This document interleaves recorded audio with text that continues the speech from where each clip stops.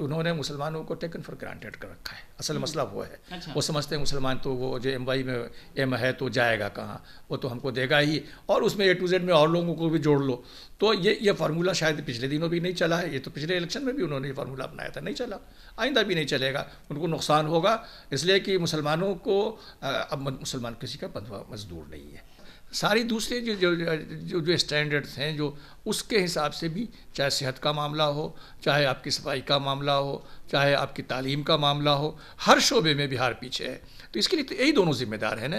लालू जी थे पहले, और उनके अब साहिबजादे तेजस्वी जी आए हैं, और उसके पहले नीतीश कुमार की हुकूमत इन्हीं की हो रही है, और इनके साथ साथ बीच बीच में भाजपा वाले भी हुकूमत में रहे हैं, अभी भी हैं, और कांग्रेस वाले भी शामिल रहे हैं। जब लालू जी की सरकार थी तो उसमें कांग्रेस वाले, ये सारी पार्टियां जिम्मेदार हैं। अभी बात आई है, ये प्रशांत किशोर जी का अभी प्रेस कॉन्फ्रेंस हुआ है बेलागंज के इलेक्शन के बाद, आपको मालूम है, और उसमें उन्होंने कहा है कि मुसलमानों ने जदयू को वोट दिया है, और सारे लोग जाके अब बेलागंज में देख लीजिए। हाँ, तो वो कैसी बात करते हैं, वो कैसी बात करते हैं। मुसलमानों ने नीतीश जी ने, अभी तो खैर बीजेपी के साथ है, लेकिन आपको याद होगा कि नीतीश जी ने कभी कभी इलेक्शन बीजेपी के बगैर भी लड़ा है, और उस पर जब लड़ा है तो नीतीश जी को जदयू को बड़ा अच्छा मुसलमान है वोट। आप देख रहे हैं लाइव बिहार, मैं हूं आपके साथ असलम अब्बास। बिहार में 2025 विधानसभा चुनाव होने हैं, और फिर उसको लेकर सभी पार्टियों की तरफ से तैयारी अभी से ही जोर शोर से शुरू हो गई है। खास करके मुख्यमंत्री नीतीश कुमार एक तरफ महिला संवाद यात्रा पर जाने वाले हैं, तो दूसरी तरफ तेजस्वी यादव अपनी यात्रा कर रहे हैं और कार्यकर्ताओं से मुलाकात कर रहे हैं। लेकिन 2025 विधानसभा चुनाव में सबकी नजरें मुसलमानों की वोट को लेकर है, लेकिन मुसलमानों के मुद्दे, मुसलमानों की समस्याएं पर किसी की कोई बात हो या नहीं हो, क्या कुछ होना है, इन तमाम बातों पर आज हमारे साथ बातचीत करने के लिए MIM के महासचिव आफ्ताब अहमद हमारे साथ बातचीत करने के लिए मौजूद हैं, और उनसे हम जानेंगे कि क्या कुछ बिहार में जो दोनों तरफ की पार्टियां, चाहे महागठबंधन हो या NDA हो, क्या कुछ अपनी राय रखना चाहती है। तो सबसे पहले सर, जिस तरीके से मुसलमानों को लेकर बात हो रही है, खास करके नीतीश कुमार एक तरफ महिला संवाद यात्रा कर रहे हैं, दूसरी तरफ तेजस्वी यादव भी कार्यकर्ता यात्रा कर रहे हैं। आप मुसलमानों को लेकर सिर्फ बातें हो रही है, काम कितना हो रहा है, उनके मसाइल कितने हल हो रहे हैं? देखिए, मुसलमानों के इशू के हवाले से तो नीतीश कुमार का जो रिकॉर्ड 20 साल का है, और इसके पहले जो है 15 साल कम से कम उनको तेजस्वी यादव जी का जो है, या उनके फादर लालू जी का जो रिकॉर्ड है, ये बिल्कुल सामने है।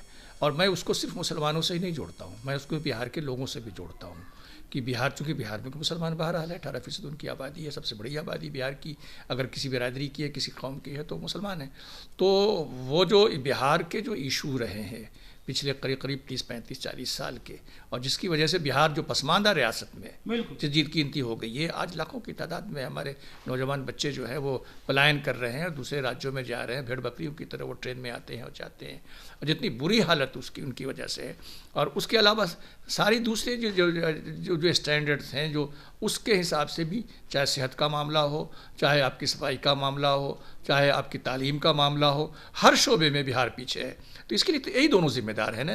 लालू जी थे पहले, और उनके अब साहिबजादे तेजस्वी जी आए हैं, और उसके पहले नीतीश कुमार की हुकूमत इन्हीं की हो रही है, और इनके साथ साथ बीच बीच में भाजपा वाले भी हुकूमत में रहे हैं, अभी भी हैं, और कांग्रेस वाले भी शामिल रहे हैं। जब लालू जी की सरकार थी तो उसमें कांग्रेस वाले, ये सारी पार्टियां जिम्मेदार हैं। तो जिम्मेदार बिहार, चाहे मुसलमान पसमानदा हो या सारे बिहार में पसमानदा हो, यही जिम्मेदार है। तो अभी इलेक्शन चूँकि आने वाला है अगले साल, और उसकी तैयारी है, तो फिर ये आ रहे हैं मैदान में, अब फिर ये कहते हैं कि 30, 40, 35 साल से हम हुकूमत कर रहे हैं, फिर हमें ही दो।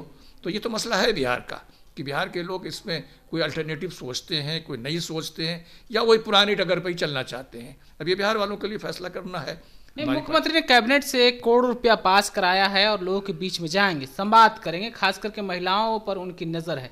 लेकिन महिलाओं के साथ साथ जिस तरीके से जदयू की तरफ से लगातार उनके नेता बोल रहे हैं, हाल ही में ललन सिंह ने बोला कि मुसलमान वोट नहीं करते हैं जदयू और NDA को, इसको कैसे देखें?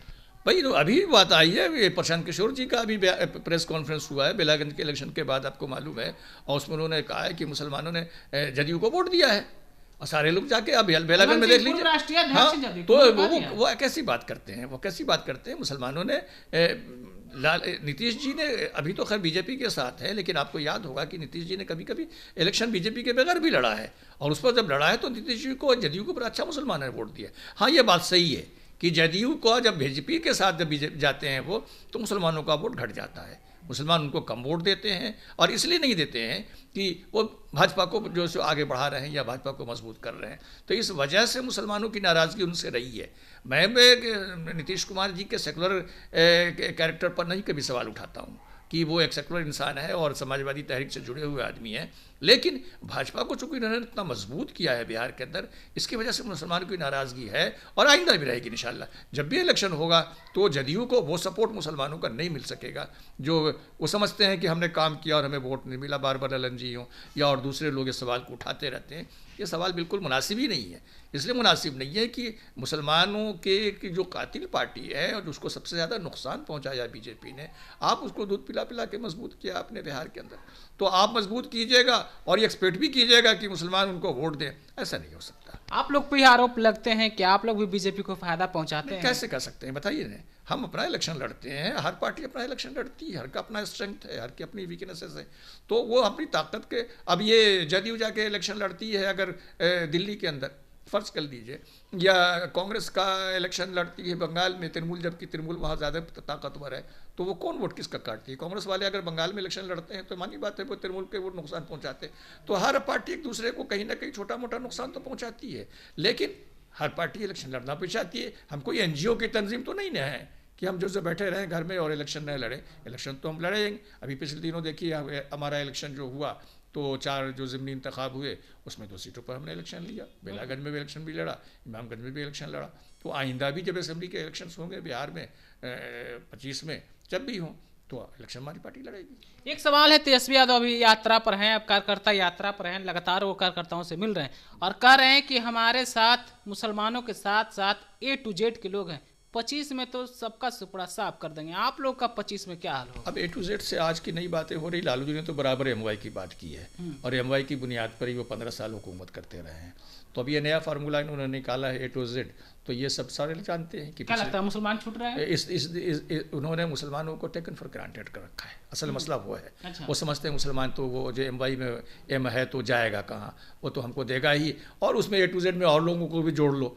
तो ये फार्मूला शायद पिछले दिनों भी नहीं चला है। ये तो पिछले इलेक्शन में भी उन्होंने ये फार्मूला अपनाया था, नहीं चला, आइंदा भी नहीं चलेगा। उनको नुकसान होगा इसलिए कि मुसलमानों को अब मुसलमान किसी का बंधुआ मजदूर नहीं है, अब गुलाम नहीं है कि वो राजद को या कांग्रेस को ही वोट देता रहे। और भी ऑप्शन है उसके पास, और बिहार में ऑप्शन पैदा हो रहे हैं, और मुसलमान भी समझ बूझ कर बिहार की तरक्की के लिए, बिहार को तबाह करने के लिए जो कुछ भी होगा वो करेगा और अपने समझ बूझ से सही ढंग से फैसला करेगा। वो किसी का मजदूर नहीं है, किसी का मजदूर नहीं है। और उस वोट पर नज़र आपकी है, MIM की है? नहीं, हमारी तो मुसलमानों के अलावा और लोगों को ही वोट है। आपने पिछले दिनों देखा कि 8 सीट हमने जो है से पार्लियामेंट के सीटों पर लड़ा, उसमें 4 मुसलमान थे, तो उसमें 4 गैर मुस्लिम थे। तो ऐसा तो नहीं, अभी 2 इलेक्शन पर, अभी 2 सीटों पर इलेक्शन हमने लड़ा, तो हमारी इमामगंज में जो है वो हमने गैर मुस्लिम को टिकट दिया था और बेलागंज में मुसलमान को दिया था, तो एक मुस्लिम एक गैर मुस्लिम। तो MIM भी इलेक्शन लड़ती है, सारे लोगों को लेकर लड़ती है, हिंदू मुसलमान सारे हमारे वोटर्स हैं।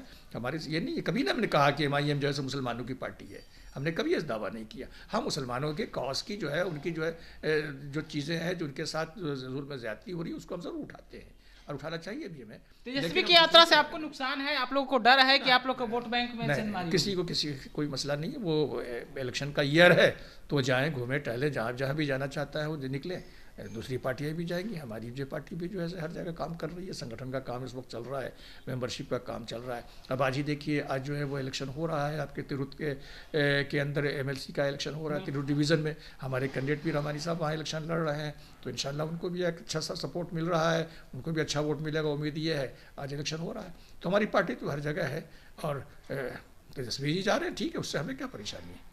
बिल्कुल। तो अभी आप सुन रहे थे जिस तरीके से इन्होंने बातें की, इनका साफ साफ कहना है कि कार्यकर्ता यात्रा पे तेजस्वी यादव जाएं या मुख्यमंत्री संवाद यात्रा पर, MIM को उससे कोई नुकसान की बात नहीं है। MIM अपनी राजनीतिक जो जमीन है उस पर लगातार संघर्ष और मेहनत कर रही है और आने वाले वक्त में भी वो अपनी राजनीतिक मेहनत को जारी रखेगी। फिलहाल आप अपनी राय क्या रखते हैं मुसलमानों को लेकर? बिहार में जिस तरीके से मुसलमानों को लेकर राजनीति हो रही है, खास करके राजद, कांग्रेस और नीतीश कुमार की पार्टी जदयू की तरफ से, हमें कमेंट में ज़रूर बताइएगा।